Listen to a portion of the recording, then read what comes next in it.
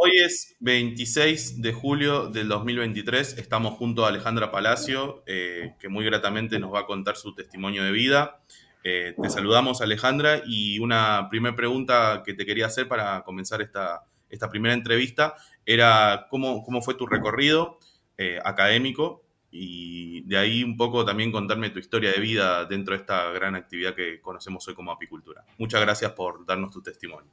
No, bueno, gracias Facundo. Lo primero que me habías preguntado es un poco cuál era mi rol actual, o sea, qué es lo que estoy haciendo. Mi nombre es María Alejandra Palacio, soy ingeniera agrónoma, recibida en la Facultad de Ciencias Agrarias de la Universidad de Mar del Plata. Soy Magister Science en genética de abejas, recibida en la Universidad de San Pablo, y luego hice un doctorado en Ciencias Agrarias en la Facultad de Ciencias Agrarias de la Universidad de Mar del Plata, también profundizando el tema de genética y comportamiento de abejas. Soy profesora titular de la Facultad de Ciencias Agrarias, de la materia apicultura y calidad de miel, calidad y tecnología de miel y otros productos apícolas, apicultura en la carrera de ingeniería agronómica, y calidad en la carrera de la licenciatura en ciencia y tecnología de alimentos.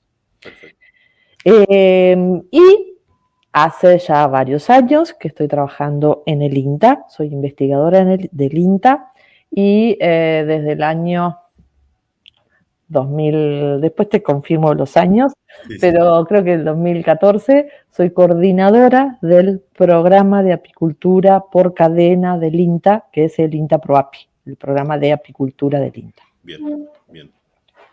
Bien, me preguntabas cómo inicié en mi actividad. Sí. En esta actividad de apicultura. Mi papá es apicultor. Ah.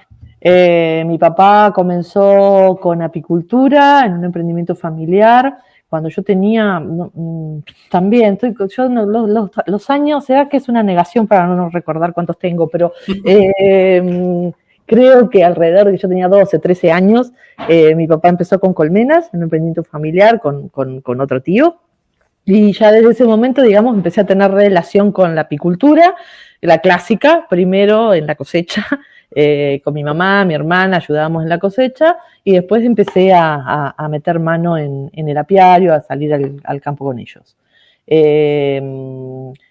Eso hizo que, bueno, realmente la apicultura me empezó a gustar.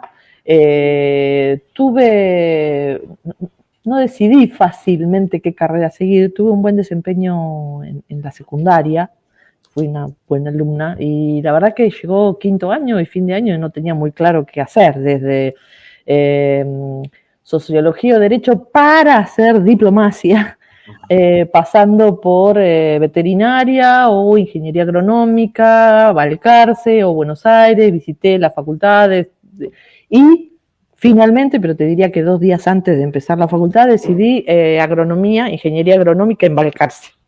Y comencé a cursar en la facultad. Mientras tanto, el emprendimiento de mi papá seguía, pero ahí ya cada vez creciendo un poquito más, pero yo no estaba tan involucrada en el sentido que estaba en Balcarce, y la ayuda que hacíamos familiarmente durante la cosecha y en momentos específicos, en algunos momentos de la temporada. Hice mi carrera de agronomía. En el segundo año de agronomía también tuve un buen desempeño académico en la facultad, y en el segundo año fui ayudante de biología. Bien. Comencé siendo ayudante de biología. En una oportunidad, esperando el colectivo, en una esquina de ese colectivo que te lleva de Balcarce hasta el INTA y la facultad, hasta la unidad integrada, lo que conocemos como unidad integrada Balcarce, que para quienes no saben, está el INTA, la Estación Experimental Balcarce, INTA Balcarce, conjuntamente con la Facultad de Ciencias Agrarias de la Universidad de Mar del Plata en un mismo predio. Eso es lo que se llama unidad integrada Balcarce. Perfecto.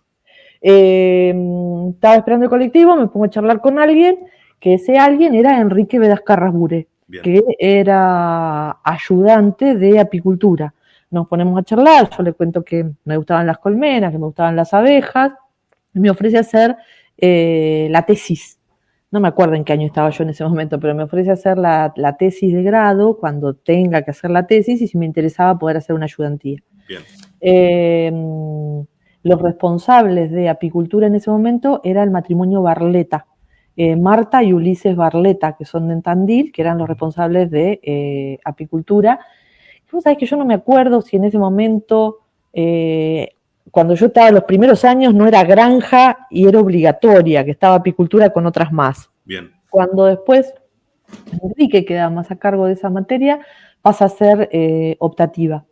Y yo en ese momento decido dejar biología, me habían ofrecido otra, es absolutamente referencial, autorreferencial lo que te estoy diciendo, pero es lo que me estás pidiendo. Sí. Me da como cosa hablar de mí.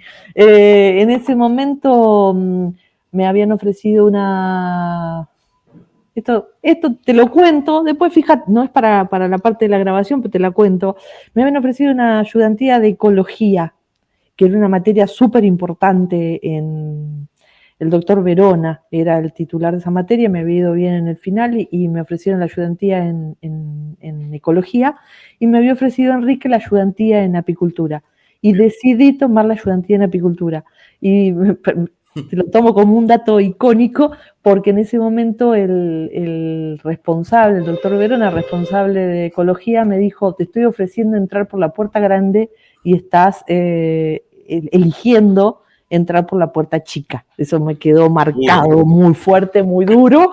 No me hizo cambiar nada, pero sí me quedó grabada esa frase. Y comencé a ser ayudante de apicultura al mismo tiempo que empecé a hacer mi tesis. Bien. Una tesis en polinización de trébol rojo.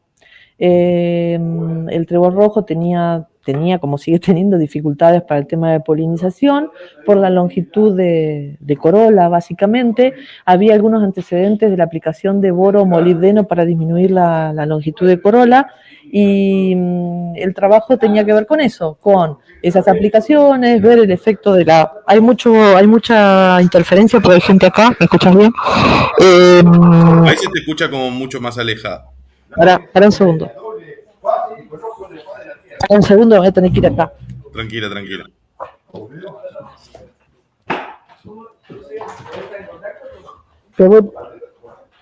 Me voy para el...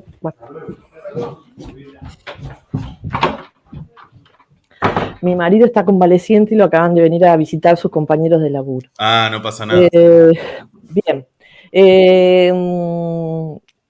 Entonces, eran aplicaciones de boro y molibdeno en diferentes lotes, evaluaba frecuencia de visita, evaluaba en trébol rojo que estaba restringido, con polinización abierta, el efecto de la polinización, y a su vez evaluábamos en diferentes colmenas el polen, o sea, qué cantidad de polen de trébol rojo y de otras.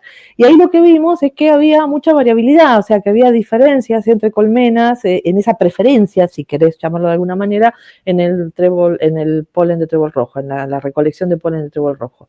Y bueno, y ahí, viste, empezás a ver, bueno, esto tenía que ver con diferencias genéticas, qué bueno poder meterse con el tema de genética. Yo ya estaba terminando la facultad, me interesaba poder hacer algún posgrado al respecto. Me acuerdo que me había presentado para un tema de polinización de girasol, con un tema de polinización de girasol en una beca del Banco de Boston, de un banco, tuve una entrevista en Buenos Aires de, no sé, 200 personas, quedamos 3 y después no salí seleccionada, pero me había quedado la historia esta de poder hacer un posgrado afuera. Y bueno, charlado con Enrique, que era, digamos, el responsable y fue mi director de tesis. La tesis tuvo 2 temporadas, fue una tesis larga. Claro, sí. Y bueno, y ya pensando en el tema este de la posibilidad de ir afuera, con posibilidades de ir a Estados Unidos, pero la charla con Enrique fue, tratemos de ir a un lugar que sea más cercano, que podamos mantener una relación más estrecha a futuro, y bueno, y ahí fue la decisión de Brasil. Bien. Me fui a hacer la maestría en Brasil. Mi contacto original fue con el doctor Kerr, pero el doctor Kerr se había ido desde Ribeirão Preto, que era el centro, digamos, de todo lo que era genética de abejas, se había ido para el norte. Entonces me recomienda al doctor González, y hago las gestiones para poder hacer la maestría en Ribeirão Preto. Gano una beca en ese momento era beca CONICET, para poder ir a hacer te estoy hablando del año 1989. Yo termino la facultad, ingreso a la facultad en el año 1982. Bien. Termino en el año 1987.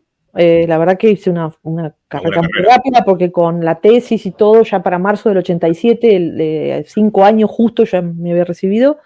Y en el 89 me voy a hacer el posgrado afuera, en febrero del 89. En ese interín, 87-89, estaba con la ayudantía en Balcarce. Ahí tuve un cargo en la Facultad de Veterinarias de Tandil, también, en ese caso me parece que era profesora adjunto o jefe de trabajo práctico, no me acuerdo. Sí. Pero bueno, yo todo eso te mando todos mis antecedentes para poder conferir los años. Pero era docente en la Facultad de Ciencias Veterinarias, docente en la Facultad de Ciencias Agrarias y en un momento, porque no era exclusiva, era parcial, estuve trabajando en ese momento, en ese interín, en esos años, en Macaya y Asociados, acá en Tandil, que es una consignataria de Hacienda, tenía varias cosas, pero ahí Enrique estaba trabajando con el tema apícola. ¿Cajón o qué? No, ellos tenían colmenas, hacían asesoramiento, había un grupo de apicultores de la región que se habían acercado a esto, y yo de alguna manera asesoraba a este grupo, pero también estaba ya viendo revisiones sobre cuáles eran los temas en los que se podía correr la frontera del conocimiento en relación a apicultura y que pudiesen tener un impacto en el sector. Mirá, me voy acordando a medida que voy charlando. Carlos Díez, un apicultor de acá de Tandil, que trabajaba con apicultura y que era un poco el que nucleaba a los otros apicultores, hizo una revista, Avances en Apicultura, que el otro día estaba encontrando unos, y que escribíamos para esa revista también.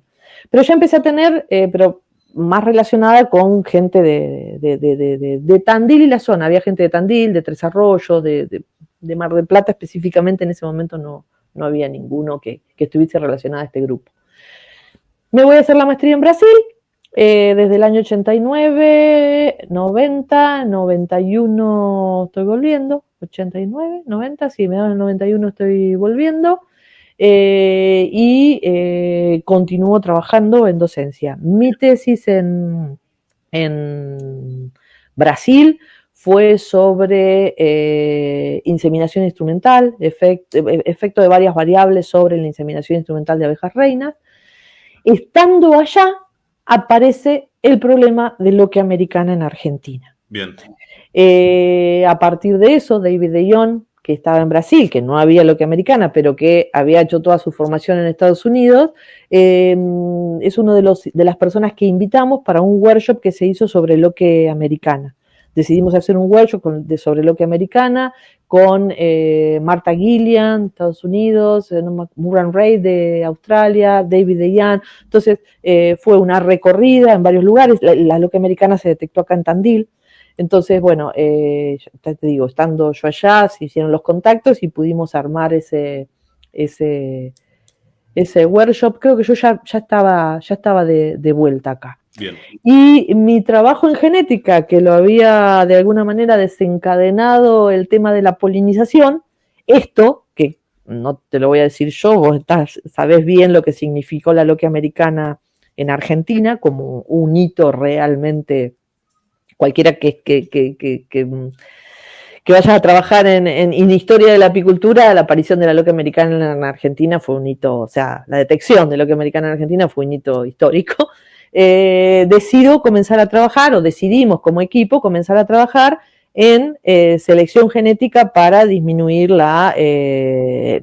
para lograr tolerancia a las enfermedades de la cría, específicamente loquia americana. Bien. Y ahí empieza un trabajo de investigación con una presentación de un proyecto, lo que hoy son los PICT de FONCIT, para tener financiamiento para eso. Yo a su vez me presento en una beca de la International Foundation for Science de Suecia para tener equipamiento que me permitía desarrollar estos trabajos.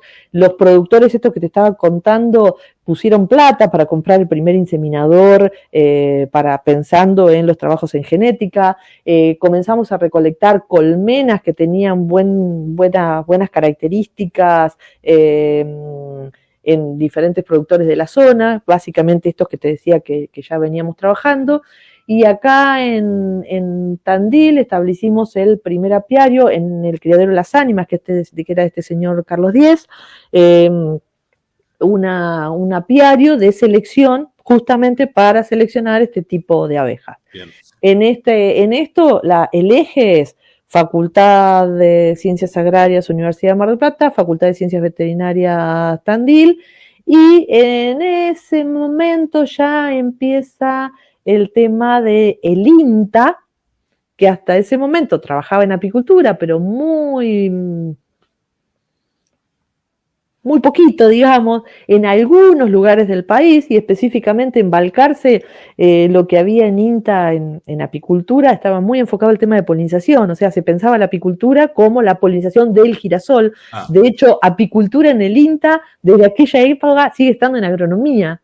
No está en producción animal, sino está en el departamento de agronomía, porque el origen fue la polinización del girasol, y por eso está en agronomía. Pero bueno, el eje de este trabajo fue esto. Y en ese momento el INTA dice, bueno, queremos a pedido de Federación Agraria, en Buenos Aires a nivel nacional, los consejeros de Federación Agraria, el consejero de Federación Agraria pide que el INTA trabaje más en apicultura, pensando en el apicultor, no solo en el tema de polinización, y le piden a Enrique una propuesta. En ese momento el vicepresidente de INTA era Néstor Ausa, entonces como él estaba muy relacionado con la Facultad de Veterinaria y conocía el grupo de Tandil, de alguna manera nos convoca para trabajar en esta propuesta para el INTA de apicultura, y así nace el ProApi. Bien. Una propuesta de cuáles son los temas claves para que la apicultura dé un vuelco a nivel país, o sea, un avance importante a nivel país. Posicionando, o sea, poniendo en el centro la calidad de la miel, la competitividad y la apicultura como un aporte para el desarrollo territorial, por todas las características que tiene la apicultura, cómo puede aportar al desarrollo territorial en todo el país, más o menos por ahí va. Perfecto. Con un eje muy importante que tiene que ver con el tema de sanidad y los acaricidas orgánicos, el tema de genética y la tolerancia a las enfermedades de la cría y la calidad de productos. Básicamente, digamos que los tres pilares básicos de aquel ProApi eran esos. Y se transforma en un proyecto integrado de desarrollo apícola, un proyecto en ese momento integrado de desarrollo apícola que se llamó ProApi, que dependía directamente de Dirección Nacional, ese proyecto primero. No te quiero embarullar con lo que significa todo lo que es la estructura, digamos. Estructura del INTA, pero era un proyecto que dependía de las autoridades, claro. Y así fue como, a partir de este proyecto, gestionamos siempre toda esta etapa liderada por Enrique de Dascarrabure como coordinador de este proyecto. Se gestionó un proyecto Fontar, un proyecto Fontar con el Banco Mundial que tuvo una inversión muy importante, beneficiario el INTA, pero como ves ya son fuentes de financiamiento de diferentes instituciones aportando a esto. Bien, digamos, ahí entra mi trabajo en genética, en el tema de selección. Bien. Y este trabajo básicamente lo fuimos desarrollando desde Balcarce, quien más estaba trabajando en esto era yo, ahí años después empezó a trabajar Analía Martínez en Balcarce, que era alumna de la Facultad de Ciencias Agrarias, y se acercó para trabajar en apicultura, y desde la Facultad de Ciencias Veterinarias en Emilio Figini, docente de la Facultad de Ciencias Veterinarias, y que digamos que de alguna manera fuimos los dos los que estuvimos y seguimos estando involucrados con todo este tema de genética.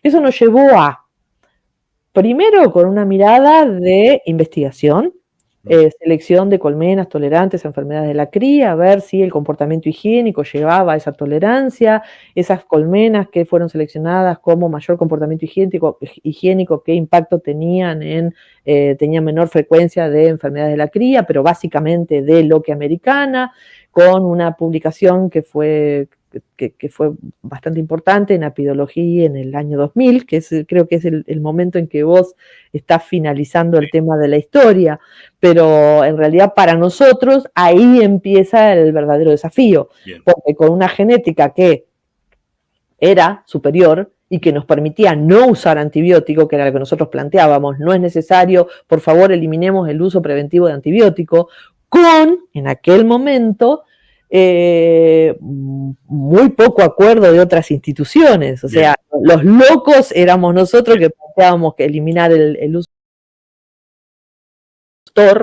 productivo y también de muchas universidades, ministerios, que la recomendación, inclusive desde el INTA, ya antes, que un referente en INTA era Casey Nelson, y bueno, planteaba el uso de antibióticos. También siguiendo una escuela americana que la apicultura se basaba en el uso de antibióticos. Nosotros lo que planteábamos es, nosotros exportamos miel, necesitamos eliminar el uso de antibióticos porque esto nos trae inconvenientes después en la comercialización, sumado a lo que tiene que ver con la resistencia de las bacterias y sumado a que la loque americana, que era lo que había aparecido, el antibiótico no le hacía nada.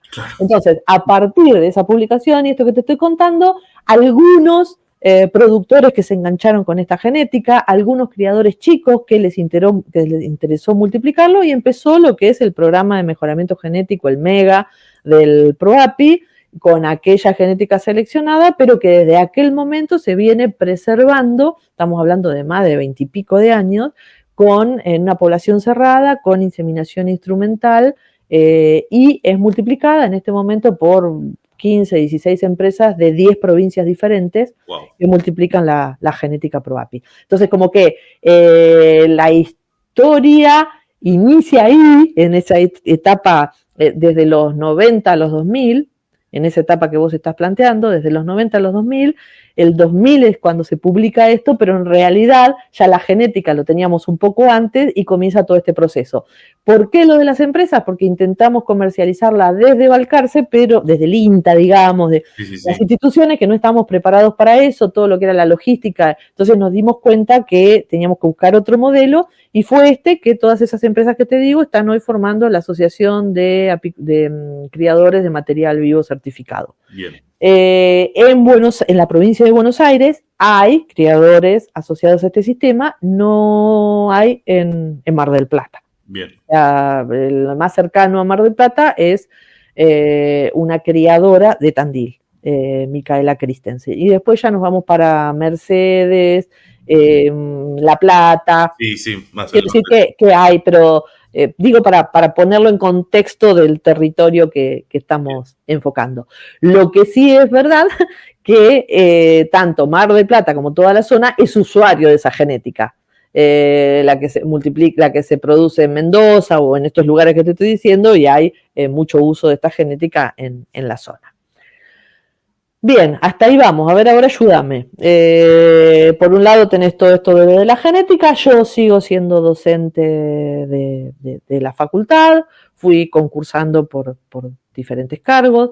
Ingresa ya en esa época Sergio Rufinengo también a la cátedra, al grupo de apicultura.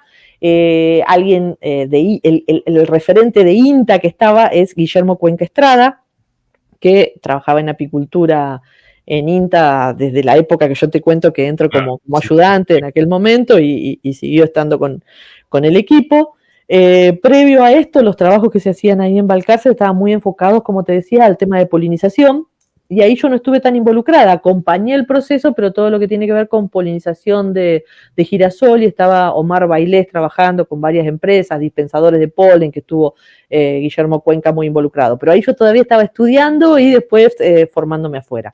Digamos que cuando llego, toma Balcarce toma protagonismo en el tema de genética, por todo esto que te estoy diciendo, con tesis de grado relacionada con comportamiento defensivo, algo con tolerancia a Varroa, tamaño de celdas, o sea, varias cosas que hemos trabajado en función de eso, y sanidad, con la mirada de Sergio y básicamente con el tema de barrosis. Bien. Controles no químicos, o sea, controles con productos naturales, por ese lado. Bien. Ahora, eso, digamos, más desde lo técnico. También con esta mirada de genética he tenido la oportunidad de viajar a dar charlas en diferentes lugares del mundo. Realmente siempre me acuerdo de eso y siempre recuerdo lo de la puerta grande y lo de la puerta chica que te conté al principio. La verdad que a mí la apicultura me ha permitido, bueno, nada, o sea, la apicultura y el trabajo realizado en apicultura, pero conocer los equipos de investigación de diferentes lugares del mundo, haber participado en diferentes ámbitos. Fui responsable con un convenio con el Bee Research Institute de China. Bueno, nada, pero lugares muchísimos. Y en los últimos años, con mucha mirada en Latinoamérica y Caribe. Bien, eso te iba a preguntar por ese lado. Bien. Lo que sí me parece importante, porque yo te estoy contando lo técnico, pero la base de lo que fue un proyecto que fue qué se puede hacer en el INTA en apicultura, a lo que es ahora, que desde el año 2010 creo que somos programa, me parece que es el 2010, no me acuerdo bien, pero programa de apicultura. Eso significa que en el INTA, apicultura está al mismo nivel que carnes o cereales y oleaginosas, o sea, tenemos un programa con su estructura y con una coordinación que en este momento tengo yo, previamente fue Enrique, abordando toda la temática apícola. Bien. Y la clave de eso es lo que nosotros llamamos nuestra forma de trabajar, que Bochetto, que es un referente de INTA, en su momento lo llamó el modo colectivo de innovar. Bien. ¿Y esto qué es? Investigadores, o sea, una red de I+D enfocada a investigación y desarrollo, trabajando con técnicos territoriales, generando la innovación en los territorios. No eso de, yo me pongo a estudiar una genética, selecciono adentro de la facultad sola, con colmenas que yo tengo en la facultad, y a partir de ahí, una vez que tengo el producto, hace el caminito de la transferencia. Esto fue, las colmenas venían de los productores, los criterios de selección los definimos junto con los productores. Una vez que tuvimos la genética, nos juntamos con los criadores. ¿Qué hacemos con esto? Entonces, ese laburo conjunto que te permite detectar cuáles son las necesidades del territorio y trabajar en forma conjunta, en forma de red.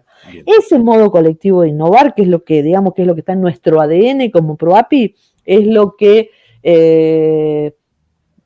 consideramos que es la clave de lo que creo que ha sido un éxito para el programa, contándote cómo empezó esto, porque estamos hablando que el ProApi empezó 5 personas, primero Enrique y yo, después se suma Emilio, Marcelo Del Hoyo, o sea, un grupo de 5 o 6 personas discutiendo qué debería ser la apicultura argentina, a hoy con un equipo que está en diferentes instituciones, liderado por el INTA, pero diferentes instituciones, y hoy en el ProApi hay más de 300 y pico de personas, de las cuales la mitad son de INTA y la otra mitad son extra INTA, trabajando en diferentes temáticas. Bien. Y te decía que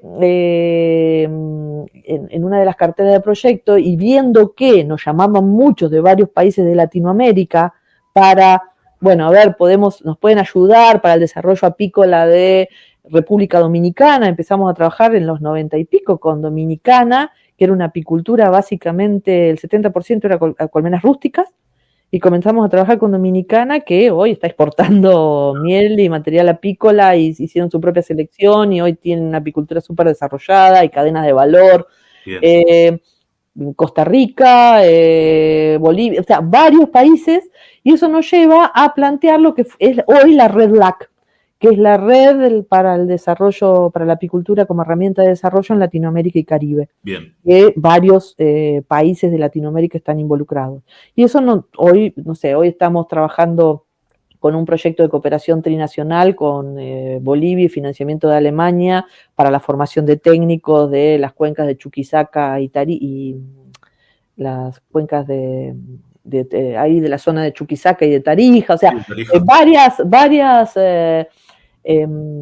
acciones puntuales con Perú, con Paraguay, con varios países de Latinoamérica que venimos trabajando conjuntamente. Otro ícono fuerte en esto fue todo lo que tiene que ver con la formación de técnicos. Bien, eso también te iba a preguntar. Ahora, el otro tema clave previo a eso para el PROAPI fue un cambio rural. O sea, bien. El PROAPI no hubiese llegado a lo que fue, ni hubiese existido o quizás hoy, si no hubiese sido por cambio rural. ¿Por qué? Porque cuando aparece el programa de cambio rural en los años 90, que estaba pensado para agricultura y para ganadería, aparecieron muchos grupos de apicultores que les cerraba el programa. Un técnico que estuviese apoyando ese grupo de apicultores, estamos hablando, esto es contemporáneo a lo que te decía de Loque Americana, entonces sí. fue fundamental. Pero no había técnicos apícolas, porque apicultura, muchos de los ingenieros agrónomos veterinarios no hacían apicultura así optativa, había algunos que la habían hecho, de hecho el programa Cambio Rural empieza con técnicos que eran ingenieros agrónomos veterinarios que habían tenido apicultura alguna vez o alguna relación con apicultura. Yo, estando en la facultad, fui técnica de promotora de Cambio Rural de un grupo de Balcarce, más cercano a Mar del Plata, en todo el momento ese de lo que estamos hablando de Loque Americana. Bien. Se superó, se sacó el antibiótico, se resolvieron todos esos problemas en muchos grupos de Cambio Rural de la zona. Omar García, que está ahí también, sí. O sea, varios promotores que aparecieron en esa época con todo este desafío de resolver los problemas de Loque Americana. Y en ese momento el PROAPI trabajaba básicamente con los grupos de Cambio Rural, con un 15% de los apicultores argentinos, era más o menos lo que nos planteábamos como techo de la gente con la que llegábamos, porque trabajábamos a través de los promotores. Con mucho desarrollo en algunos lugares del país, como por ejemplo Santa Fe, con COSAR, todo lo que es el NOA argentino, con el clúster NOA, pero después de ahí está la cooperativa Norte Grande en este momento. O sea, hubo algunos lugares donde se trabajó muy, muy fuerte. Con una base muy fuerte en lo organizacional, apoyando a las organizaciones de productores. Y estos promotores, bárbaro, pero no había mucho de apicultura. Entonces empezamos con cursos para promotores en diferentes lugares del país. Bien. Cursos para promotores de cambio rural.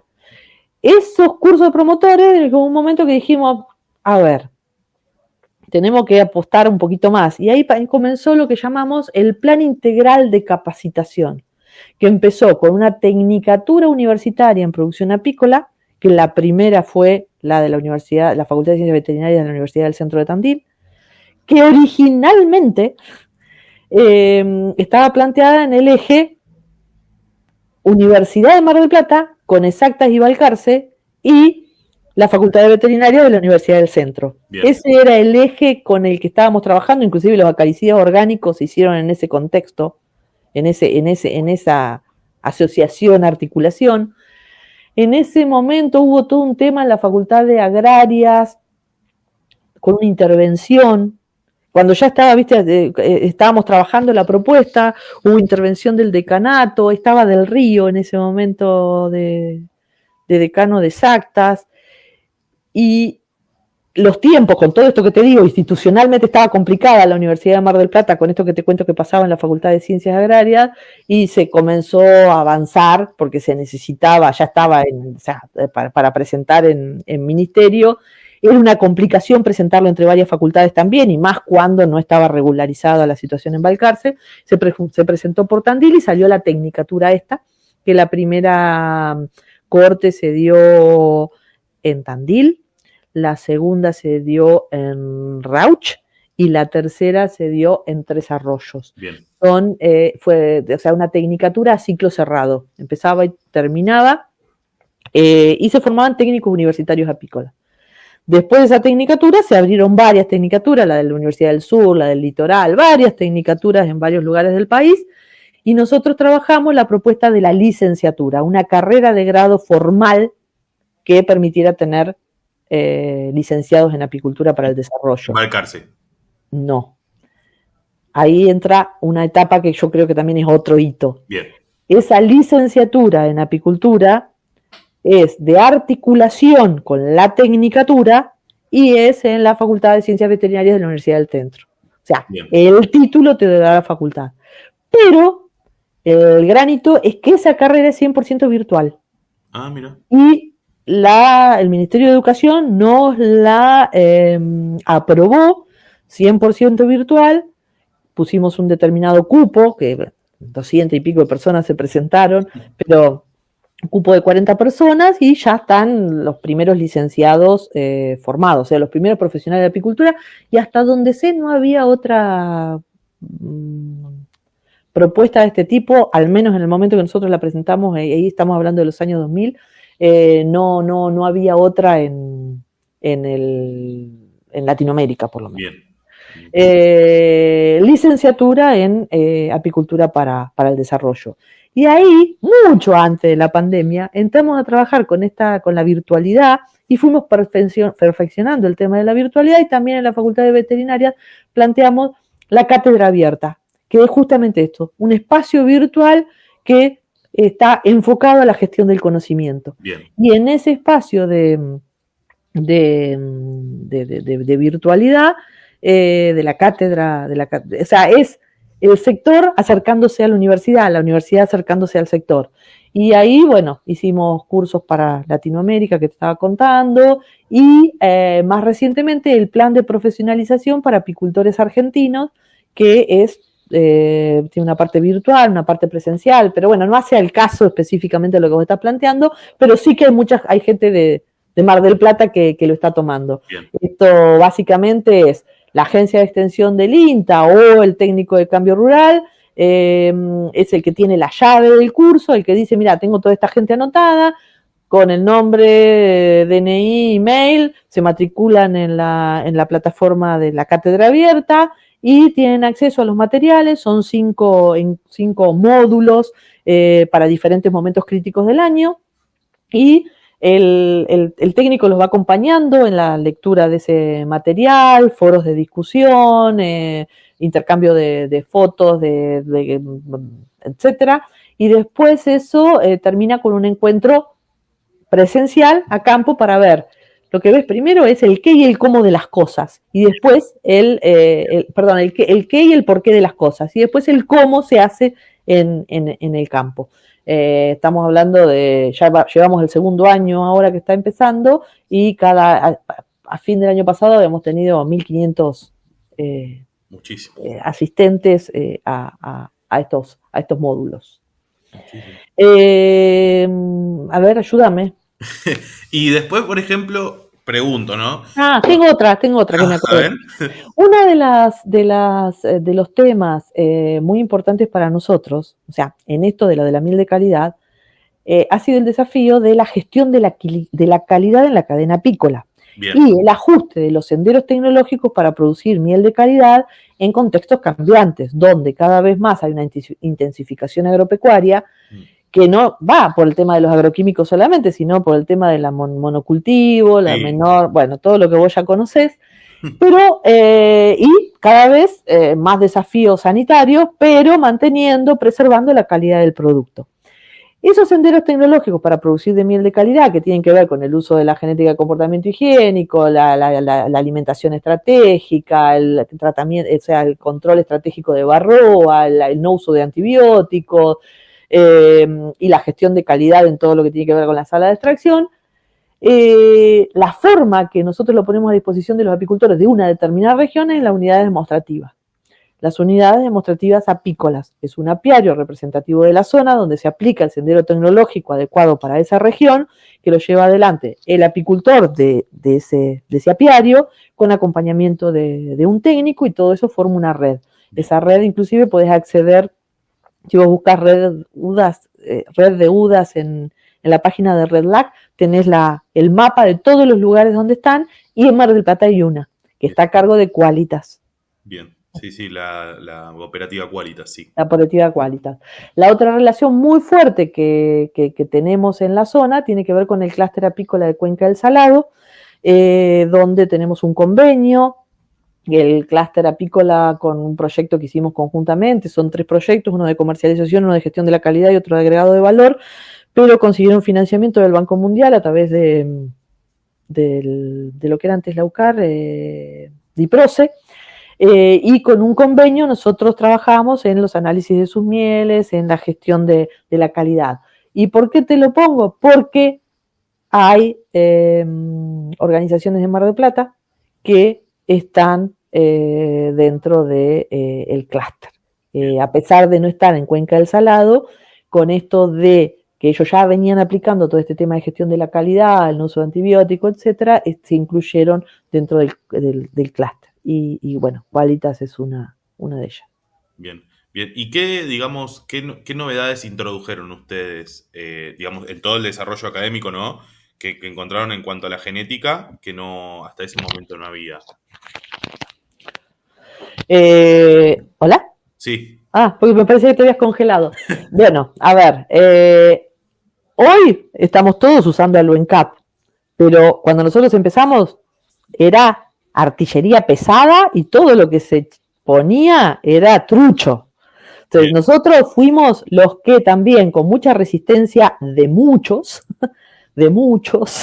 inclusive de muchos, comenzamos a trabajar en el tema de la aprobación de productos que sean controlados y en el desarrollo de acaricidas orgánicos. Bien. Los primeros acaricidas orgánicos surgieron de esto que estoy contándote, básicamente del INTA, y fueron el Vivar, el primero con ácido fórmico. Ahí tuvo mucho que ver Mar del Plata.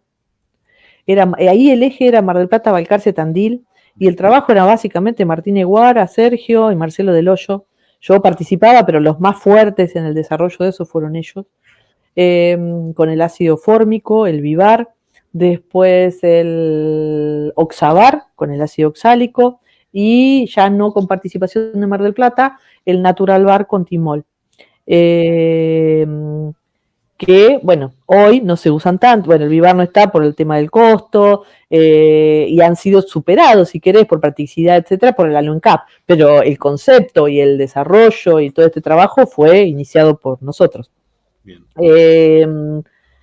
El ajuste de las prácticas a la curva de floración y dejar de hablar, porque ahora, ¿sabés qué pasa, Facundo? Son temas que para tu generación o para quienes empiezan hoy en apicultura es como obvio. Claro, o sea, sí. La gente no está usando antibióticos, la gente al hablar de curva de floración, curva de recursos, sabe de qué estás hablando.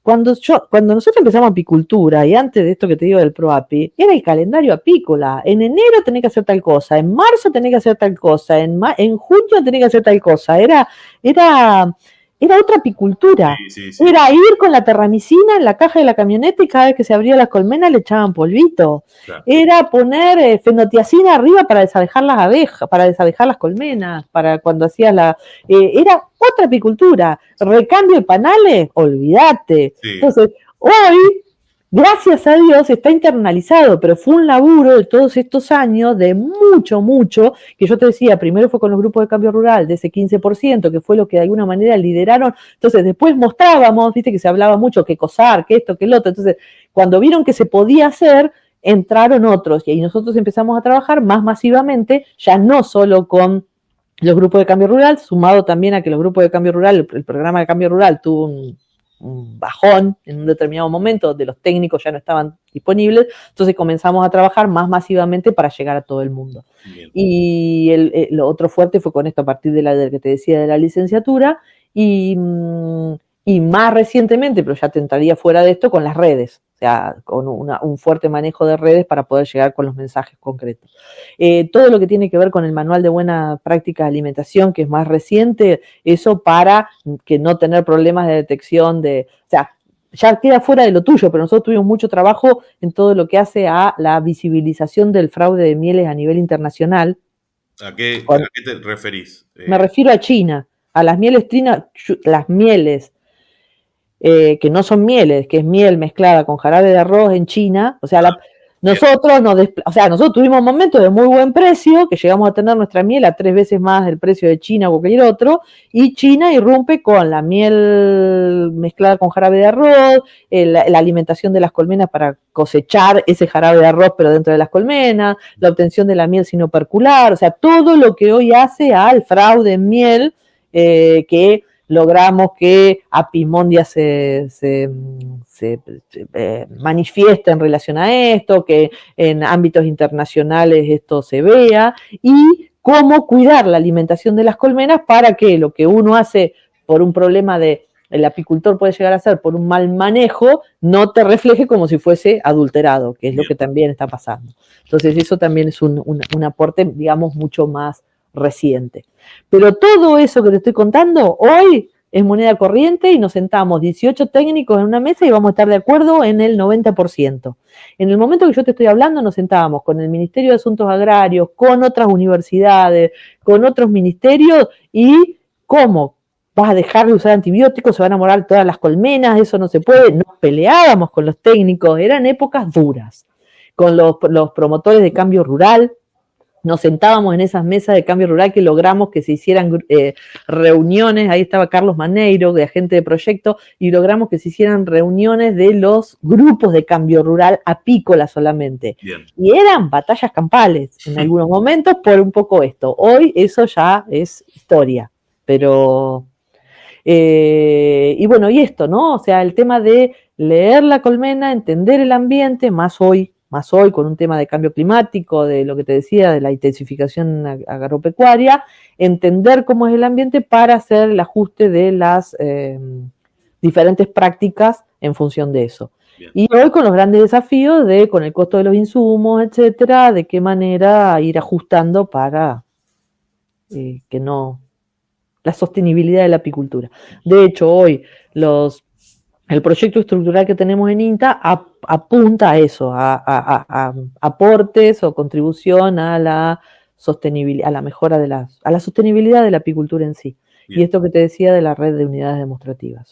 Bien. Y por ejemplo, y no lo has nombrado, te pregunto, pero por ejemplo, ¿con el SADA han tenido relación en algún momento? Absoluta. Bien. Lo que pasa es que de vuelta sale de lo que es Mar del Plata. Nosotros tenemos un convenio con SADA de hace 20 años, creo, desde que empezó el PROAPI un poquito después, tenemos un convenio con SADA que de hecho venció la 4ª versión del convenio ahora en estos días y volvimos a firmar. Nosotros somos responsables de escribir en la Gaceta las notas técnicas, algunas de las notas técnicas de la Gaceta. Yo específicamente, en este caso yo, pero nuestro equipo, pero en mi figura soy la responsable de la coordinación científica de los congresos de argentinos, bien. Que los lidera SADA con la parte científica de INTA, y a través de ese convenio está nosotros la representación de científica en FILAPI, que es la Federación Latinoamericana de Apicultura, que SADA es el representante ahí y vamos de la mano con SADA en la representación científica. Bien. Y actualmente yo estoy con un rol de apoyo científico en Apimondia, y de alguna manera también llegó a través de SADA. Fue muy importante el Apimondia 2011, que lo organizó SADA acá en Argentina, el Congreso Mundial. Nosotros fuimos los responsables científicos de ese congreso, y la verdad que fue uno de los congresos con mucho éxito y que se trabajó muy bien. Entonces eso hizo que el año pasado se suspendió Rusia, no tiene nada que ver con tu tesis, pero bueno, como me preguntaste, se suspendió Rusia por los motivos que conocemos de la guerra, etcétera, y Apimondia se suspendió un año. Entonces al otro año se suspendió por la pandemia, que era en Rusia, y después al otro año guerra. Entonces dijeron, ¿qué se hace? ¿Se suspende? No, se hace, pero no había país organizador. Entonces, como la organización logística del Congreso la tiene una empresa turca, decidieron hacerlo en Turquía. Bien. Pero no había país organizador ni comité científico. Está el comité científico fijo de los presidentes de Apimondia, pero no una coordinación. Y me pidieron si yo podía a distancia hacer esa coordinación.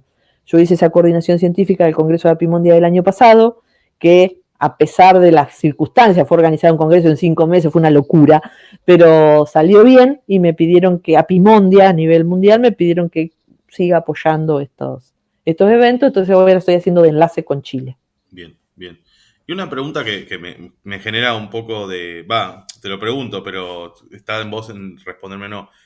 Como mujer, ¿no? En una actividad de prevalencia de hombres, ¿qué cambios has visto en el tiempo? Además de, de tomar un rol, porque todo lo que me contaste genera también un rol protagónico en todo esto.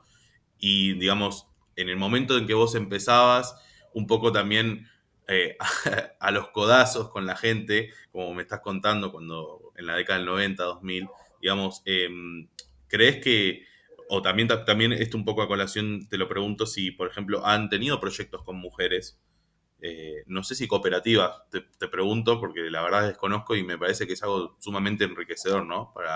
Para tener esa otra visión. A ver,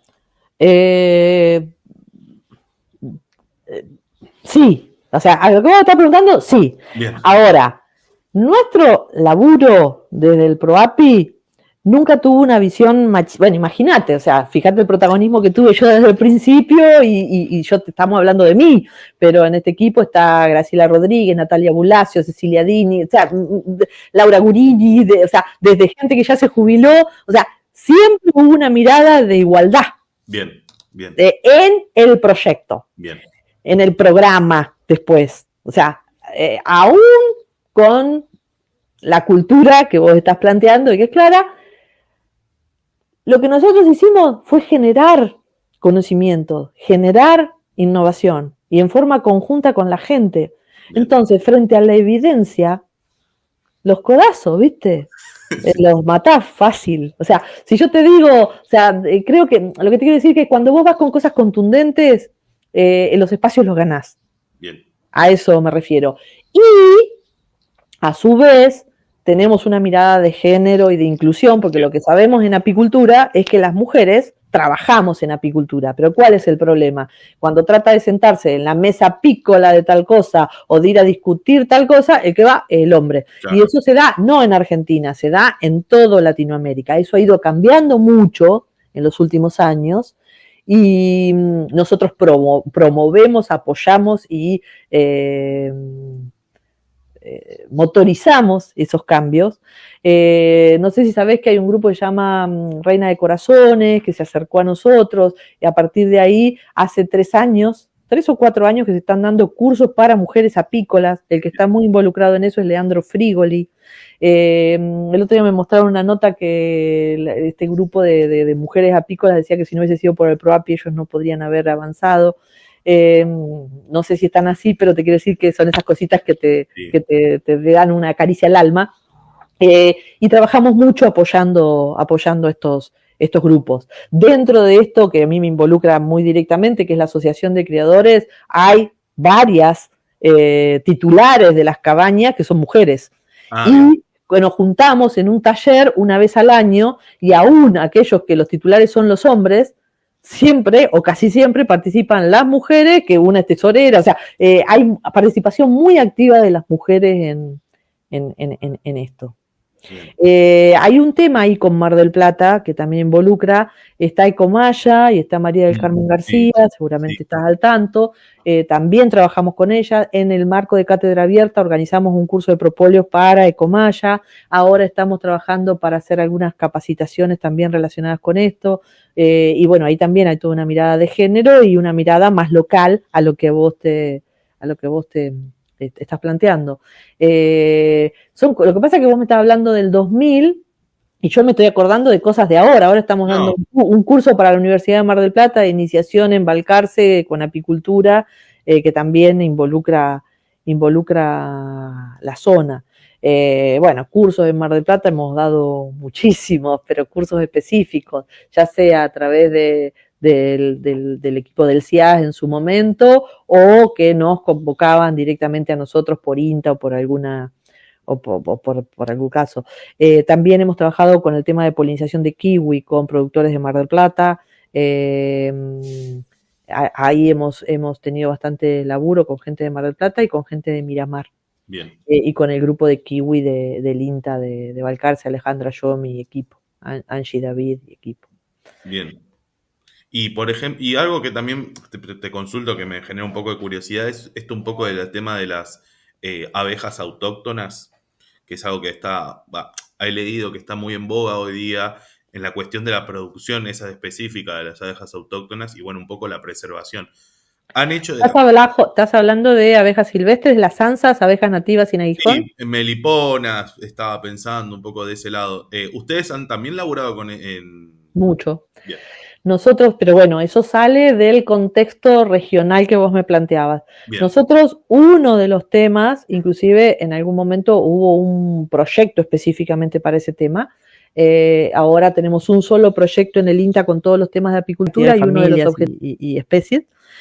Se ha trabajado mucho en el manejo racional de las abejas nativas sin aguijón, en cómo pasarlas a una colmenita racional, en el no estar eliminando los nidos o cosechando la miel de los nidos y que lo que haces es tener cada vez menos variabilidad. Entonces, el manejo racional, y hemos trabajado mucho en calidad de producto. Y en relación a calidad de producto, muchos de los trabajos que se hicieron fueron claves para que hoy esté en el Código Alimentario Argentino la miel de Yataí aprobada. O sea, para poder aprobar un producto tenés que tener muchísima información de caracterización y eso se ha hecho básicamente en INTA, FAMA y YA. Bien. Entonces, hemos trabajado mucho y también somos muy cuidadosos tratando de que esas abejas queden en su lugar de origen y no promover la cría de abejas nativas porque no tienen aguijón, porque son lindas, porque qué bueno, en hábitats que no les son buenos y que lo único que hacemos es condenarlas a la muerte. Sí. Continuo, porque también hay todo un comercio de eso, básicamente lo que tiene que ver con Gran Buenos Aires, de traer abejitas de otros lugares porque es divertido, pero bueno, eso no está bueno a nivel de conservación de especies. Bien, bien, bien. Y un poco ahora, en relación a esto que me decís de traer, ¿cómo ha sido la relación de su grupo con el tema de la transhumancia, ¿no? Y la distribución de las enfermedades? ¿Han trabajado sobre eso? Y específicamente, ¿qué? Porque, a ver... Distribución, por ejemplo, de enfermedades a nivel de una provincia, digamos, me has contado que han tejido redes. ¿Le han enviado muestras o han ido ustedes allá a actuar, digamos, de alguna forma? Ah, pero estás hablando entre provincias. Sí, o acá mismo en la provincia de Buenos Aires, como me decías esto de que hay gente que trae colmena, digamos, supuse que también era un poco la cuestión. No, porque yo te estaba hablando específicamente del bienestar de las abejas, de traer algo que está, de una abeja que está adaptada, es propia, es nativa de un clima subtropical, más del norte, que se trae a un clima frío, donde lo que se hace es reponerla, porque después de un año se te mueren, entonces vuelven a traer, pero me referí específicamente a eso. Bien. En el caso de Apis, nuestro concepto que hemos defendido es ecotipos adaptados a un determinado ambiente. De hecho, nosotros no trajimos abeja de Italia para comenzar a evaluar y seleccionar una abeja, sino lo que hicimos fue seleccionar las mejores abejas para un determinado ambiente, sobre eso seleccionamos las que no tenían enfermedades de la cría y sobre eso fue lo que se ha trabajado. Entonces, el tema de ecotipos adaptados al ambiente, no a la importación de materiales, sino a seleccionar lo mejor que sabemos que está funcionando acá. Respecto a la transhumancia, es algo que nosotros no estamos directamente involucrados, somos de ciencia y técnica, y tampoco estamos involucrados en lo que tiene que ver con las leyes, o sea, eso es SENASA, o sea, todo lo que tiene que ver con regulación y control es SENASA. En realidad, el tema del cierre de fronteras no es una cosa que nos caiga simpático. Hemos apoyado y hemos participado en los cursos de inspectores apícolas que nos han requerido para dar información a quienes hacen todo ese trabajo de control, específicamente ahora en Patagonia, con todos los conflictos que ha habido con el tema de ingreso de colmenas y eso, cuando nos consultan, trabajamos qué tipo de colmena es la que debería ingresar, cómo de capacitación a los inspectores para que no ingresen con enfermedades. O sea, nosotros hacemos la apoyatura técnica cuando nos la solicitan en relación a eso. No hay un trabajo sistematizado de... si entra una enfermedad en un determinado lugar a través de la transhumancia, porque no tenemos capacidades, porque no manejamos los límites ni los ingresos a las provincias, pero sí apoyamos en relación a eso. Y sí tenemos, por ejemplo, en Santa Fe hay toda una red de apiarios centinelas para ver cuál es la situación y ver cuando se está... viste que hay años que porque se dan ciertas características, Varroa levanta, el porcentaje de Varroa empieza a ser más alto en un determinado momento, entonces esos apiarios centinelas nos dan alerta que nos permiten alertar a una determinada provincia. Eso, tenemos referentes territoriales. En cada centro regional del INTA tenemos una persona que actúa como un referente territorial, entonces nos manejamos con información y con un grupo con esos referentes, que cuando vemos que en Santa Fe empieza a haber problemas de Varroa o que no funcionó, como nos pasó en algún momento que lo de acaricida no había funcionado bien, porque había algunos lotes de acaricida que no habían funcionado bien, porque no eran lotes de acaricida que no habían... Cuando apareció el problema de resistencia a Cumafos, bien. Apareció en Rauch, nos avisaron, ya mandamos el alerta a varios lugares, empezó la gente que había puesto la tirita y se había olvidado, empezaron a ir y ver, entonces esa red nos permite manejarnos de esa manera.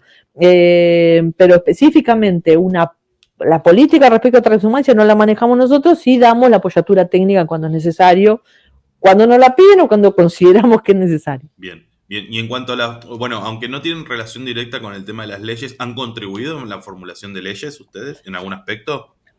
También siempre desde lo técnico. Nosotros tuvimos una actuación muy importante, pero todo es reciente, después del 2000 que estás hablando, pero esto que nosotros tenemos con Latinoamérica hizo que Costa Rica, cuando le aparece el pequeño escarabajo de la colmena, nosotros estábamos haciendo todo el apoyo técnico a Costa Rica, nos dicen, che, a ver, estamos con este problema, organizamos un workshop por el pequeño escarabajo de la colmena, sabiendo que en algún momento, que faltaban muchos años que iba a llegar acá, pero organizábamos con gente de Hawái, de varios lugares. Ah, bien. Pero para resolver el problema de Costa Rica, cuando estábamos organizando ese workshop, apareció el pequeño escarabajo de la colmena en Brasil, por lo cual el tema era mucho más inminente. Y desde ese momento hemos formado gente del equipo en pequeño escarabajo de la colmena, tenemos apiarios de la unidad demostrativa con trampas, que son apiarios de vigilancia, de monitoreo para la detección en diferentes lugares del país. Nos sentamos con SENASA para discutir esto. Ahora está saliendo el plan de contingencia. Lo que pasa es que cuando llega el tema de la parte de leyes, el que conoce el tema es la parte legal de SENASA. Nosotros considerábamos que cuando fue lo de Loque Americana, lo que llevó a que la gente no declarara que tenía Loque Americana era que sabían que se las iban a quemar. Entonces hemos tenido muchas discusiones en relación a eso, pero bueno, hay contextos que nos exceden. O sea, SENASA se tiene que manejar con la política propia y lo que son la OIE, la organización internacional.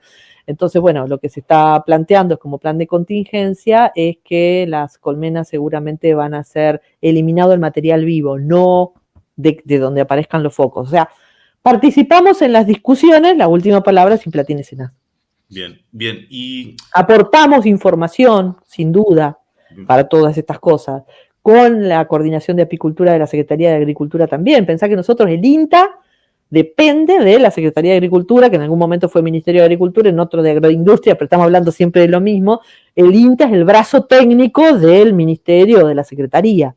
Entonces, en la medida que hay temas para definir, los trabajamos de esa manera. Bien, bien. Y otra cuestión que me parecía interesante era, digamos, frente a esto de los cambios políticos en un país en donde la economía ha sido siempre tan inestable, ¿han sentido esos vaivenes? Por supuesto. ¿Y cómo los han tratado de solucionar? Porque en la parte académica, viste, a veces la falta de conocimiento. Mirá, de diferentes maneras. A ver, sí, los vaivenes sí, de la misma manera que lo tiene la universidad y cosas, y más en una institución que depende directamente del Estado.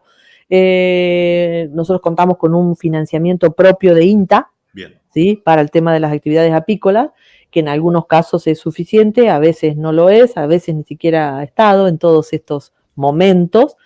Tenemos, hoy el equipo tiene yo fui la primera que se formó con una maestría en apicultura, y después de ahí hubo otra gente que se formó, bueno, y después todo lo que hay en Mar del Plata, en otros lugares, pero hoy nuestro equipo cuenta con muchos doctores, másters, que están en condiciones de presentar proyectos extra INTA. Entonces, presentación a MinSit, a FONSIT, o sea, a la búsqueda de proyectos externos a INTA para la búsqueda de financiamiento.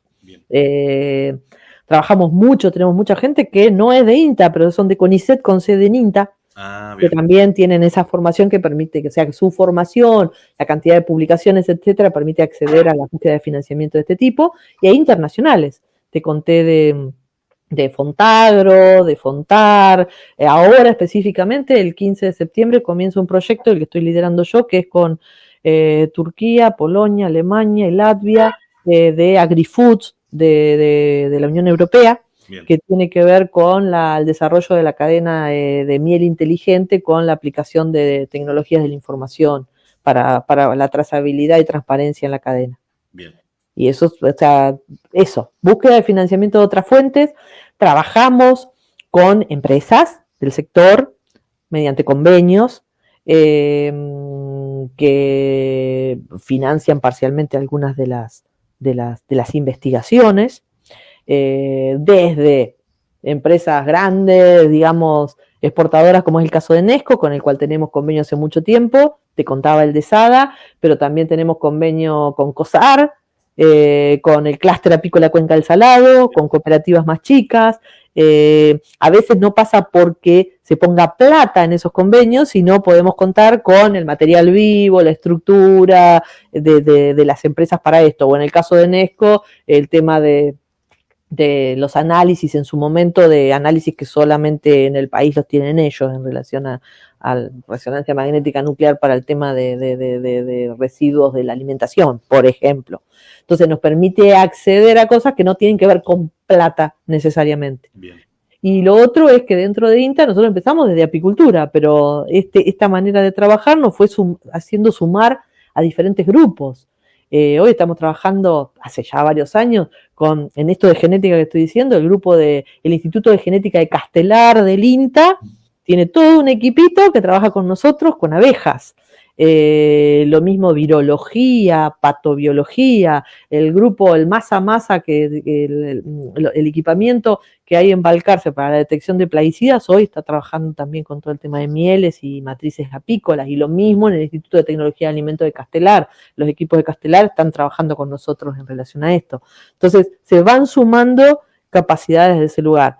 Si tenemos todo lo que necesitamos siempre, no, pero la peleamos. Bien, y por ejemplo con una de las personas con las que hablé relativamente hace poco fue con Marta Matone, que me dijo que en su momento hubo varios inconvenientes en el INTA en la parte del delta, digamos, para hacer buen manejo apícola. ¿Ustedes han encontrado, o sea, en las particularidades que me contás vos de acá de la zona, han encontrado también problemas en cuanto al manejo apícola? Entonces, ¿a qué te referís con manejo apícola? En el Delta, por ejemplo, sí trabajamos mucho, porque, o sea, no es la Mar del Plata, pero sí trabajamos mucho. Hay un equipo que está liderado por Laura Gurini, ahora la que está es Carolina López, y ahí con el tema de esto de las unidades demostrativas había problema con Nosema, la fumagilina ya no estaba disponible y se ajustó todo el tema de esto. Se entendió el ambiente para ajustar el manejo para que Nosema deje de ser un problema. Y en la zona, sí, porque esto que te estoy contando, o sea, no necesaria, a ver, en la zona se usan productos truchos, había gente que seguía usando antibióticos, el tema del manejo de la alimentación no necesariamente se hacía correctamente, entonces se han ido ajustando esas cosas y ese es el objetivo un poco de esto de lo que te digo de las unidades demostrativas apícolas. Bien. Y de hecho hoy estamos contando con productores apícolas que son líderes dando cursos o apoyando a otros productores que ya vienen realizando este tipo de manejo hace mucho. Bien. Y, digamos, y en relación ahora a nivel largo plazo, ¿qué beneficios crees que trajo todo el laburo que venís haciendo hace tanto tiempo? A nivel de acá, digamos, a nivel provincia de Buenos Aires, y a nivel fuera, extra provincia de Buenos Aires. Y muchas cosas, porque de vuelta yo te hablé de una partecita. Pensá que yo te voy a contar, nosotros trabajamos básicamente en 4 ejes. Uno que tiene que ver con las cadenas de valor, ¿sí?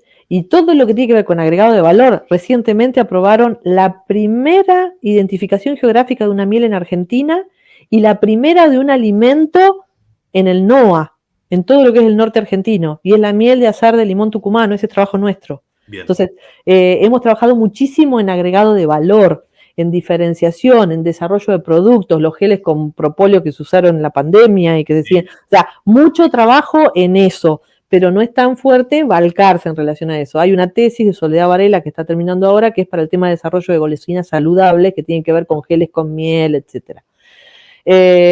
Otra que tiene que ver con polinización, que algo te hablé de lo de kiwi, que involucra la zona nuestra. En su momento se trabajó mucho con girasol, que te estaba comentando, lo de trébol rojo, pero bueno, todo.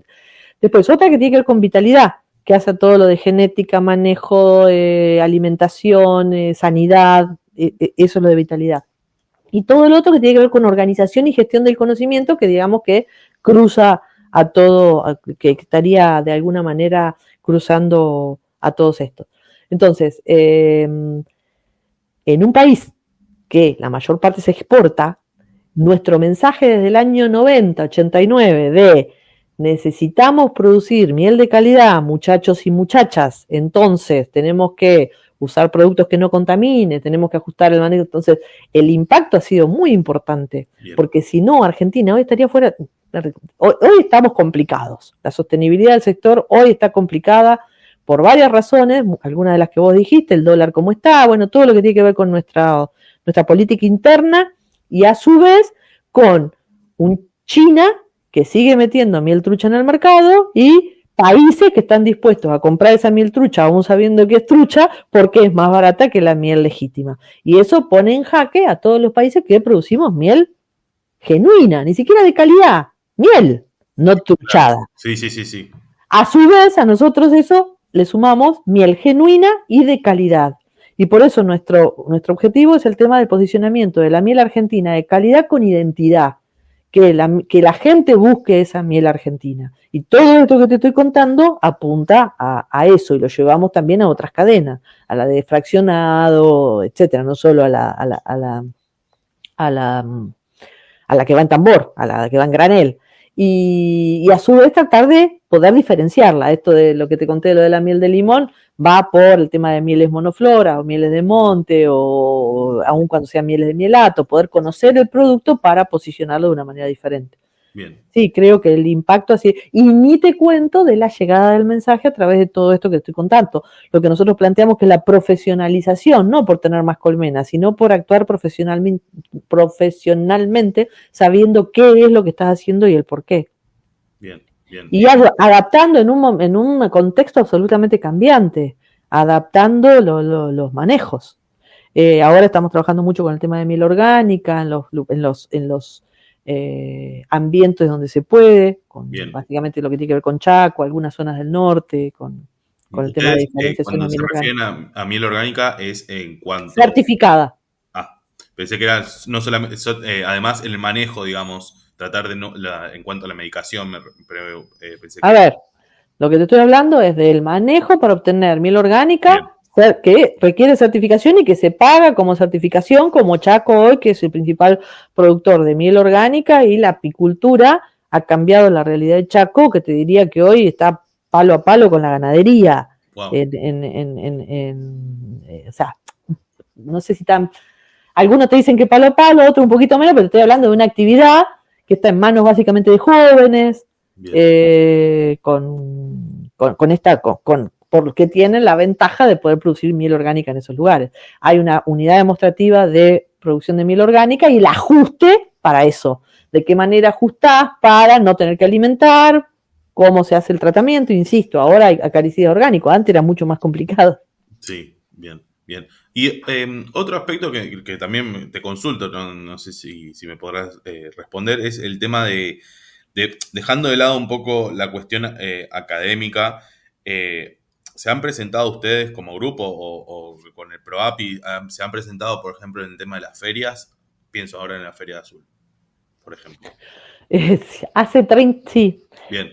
Sí, siempre tenemos un stand. Bien. Somos, por ejemplo, todos los años tenemos un stand en Azul, en Maciá, en Doblas, Eso como que vamos como equipo completo, pero a su vez estamos presentes en Malabrigo, en todas las ferias, con la gente local o en algunas con gran parte del equipo. Este año el Congreso de Apicultura se hizo junto con la Expo Miel Azul y los responsables de ese congreso fuimos desde el INTA ProApi, o sea, lo organiza SADA, pero con el INTA ProApi y bueno, gran parte del equipo estaba ahí. Bien, ¿ustedes presentan avances o asesoran en las ferias, digamos? ¿Qué hacen? ¿Cuál es? En la feria llevamos un stand Sí, que tiene que ver con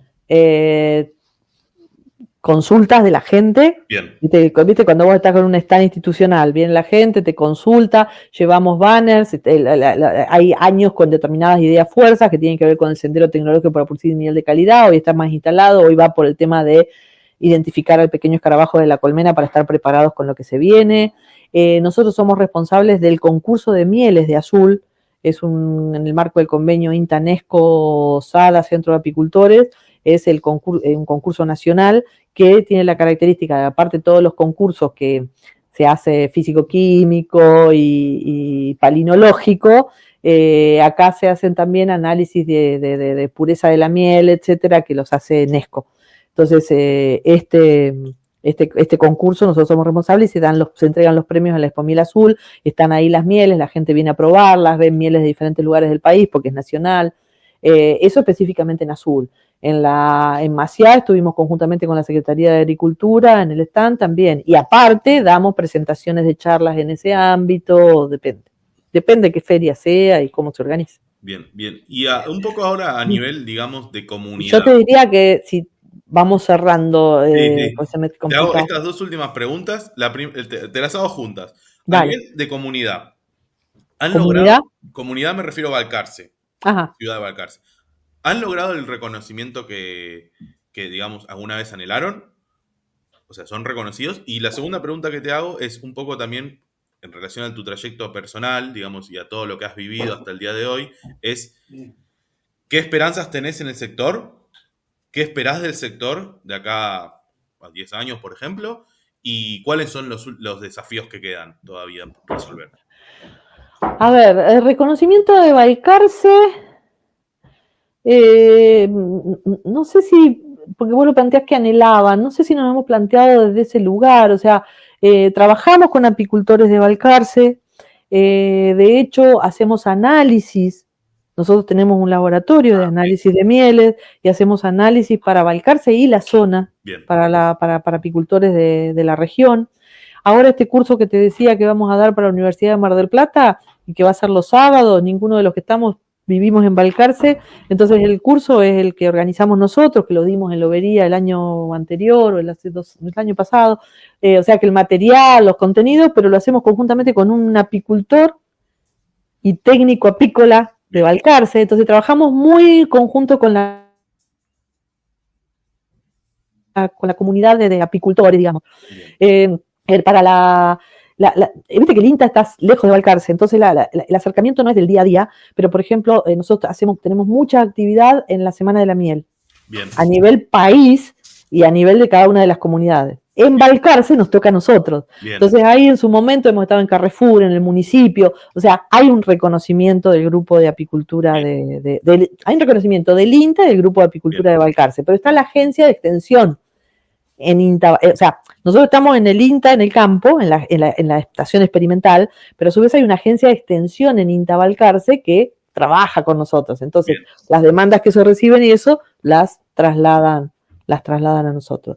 O sea que si me preguntás, sí, y estamos en la rural, lo que pasa es que también llega un momento es que te llevan puesto las cantidades de ferias. Vos hablaste de feria y llega un momento que no querés más, porque estuvimos en de la escuela del Colegio San José, que nosotros tenemos el laboratorio móvil de inseminación instrumental, donde realizamos las inseminaciones y es como muy innovador, a pesar de que tiene ya 30 años, pobre el laboratorio, es innovador porque es un lugar donde estás inseminando reinas, entonces eso nos piden mucho en las ferias y yo te diría que si cualquiera de Balcarce que le pregunte seguramente ya ha conocido el laboratorio móvil de inseminación y sabe que en Balcarce hay gente trabajando en apicultura. Bien. Eso por un lado. Y bueno, notas. Generalmente hay una, no me acuerdo cuál es, pero hay una periodista que hace notas para Mar del Plata y la zona y que siempre nos visitan, entonces estamos presentes en la zona con eso respecto a lo que me dijiste. Y la otra tenía que ver con, bueno, los desafíos, Sí. de alguna manera ya lo hemos hablado, o sea, Bien. todo lo que tiene que ver con, si lo querés en una palabra, la sostenibilidad de la apicultura. Bien. Pero que tiene que ver todos estos ejes en los que te decía. Sí. O sea, tenemos que seguir profundizando el tema de las organizaciones, ¿sí? Sin movernos y profundizando el tema de la calidad de las mieles, pero a su vez posicionando esas mieles de calidad. O sea, y que en estos momentos, para mí un gran desafío es que en estos momentos que el sector no está bien económicamente por el precio de la miel, por todo esto que estamos hablando, y nosotros no somos los que peor la pasamos porque las mieles claras que son de nuestra zona todavía tienen un precio, pero las mieles oscuras no se están pagando nada. Entonces, claro. Es poder que los productores de apícolas que no le están pasando bien no dejen de lado todas esas prácticas que posicionaron la miel a nivel internacional como hoy la tenemos. Entonces, es difícil a alguien que está cobrando poca plata decirle usá producto aprobado, no hagas macanas con esto, no ahorres en esto porque es peor para el otro lado. Entonces, ese es un gran desafío, digamos, coyuntural de la hora. Desarrollar cadenas de valor diferenciadas, diferenciar las diferentes mieles, más allá, o sea, si es miel a granel, que sea de calidad. Bien. Y a su vez a eso poderle dar un valor extra con la diferenciación de valor. Con la diferenciación, caracterización, desarrollo de nuevos productos a partir de la apicultura. No te conté, pero una de las cosas que estamos haciendo en Balcarce es el uso de propóleos que son caracterizados en Tucumán, pero que los usamos para nutrición animal, con el grupo de nutrición animal de Balcarce, como reemplazo de la monensina, que es un antibiótico que tiene que ver con la control de la fermentación ruminal. Y el propóleos puede ser utilizado para eso. Hemos ganado muchos premios en todo este tiempo como ProApi. Este trabajo nos llevó a un premio de un laboratorio, pero también hemos ganado el premio de los 50 años CREA, un premio de Fontagro por esto del modo colectivo de innovar, y este ambiente cambiante, la intensificación agropecuaria, el tema de las barreras arancelarias que nos ponen, que vos sabés que el glifosato está presente en todos lados. O sea, los desafíos van en línea con esto que estoy diciendo. Y que nuestro país, nuestra sociedad, nuestros ingenieros agrónomos, nuestro sector agropecuario entienda la importancia que tienen las abejas como polinizadores y que esos servicios, o sea, el tema del posicionamiento de la abeja como servicio ecosistémico y como polinizador es importante. Bien. Vos sabés que, bueno, ahí en Mar del Plata se generó BeeFlow, con lo que eso implica a nivel internacional. Nosotros también hemos hecho algunos convenios en algunos momentos específicos con BeeFlow. Bueno, creo que para, digamos, este primer acercamiento a tu vida, me has brindado un montón de datos súper interesantes. Te quiero agradecer en principio por tu tiempo, sabiendo, bueno, la situación actual por la que estás pasando. Y también te quiero agradecer por todos los datos que me ofreciste, porque me parece que no hay que desestimar que Mar del Plata tiene una importancia, pero Balcarce también tiene una importancia igual o mayor aún que Mar del Plata en cuanto a todo lo que vienen produciendo. Entonces me parece que es necesario que agradezca tu tiempo y la disposición que tenés frente... No, pero de todas maneras, yo insisto, es como que yo siento que no tengo tanta información específica de Mar del Plata, porque al tener una mirada tan nacional a veces se me diluye y no la puedo rescatar de la manera. Yo lo que te propongo es que vos vas a desgravar esto, vas a sacar cosas, te van a faltar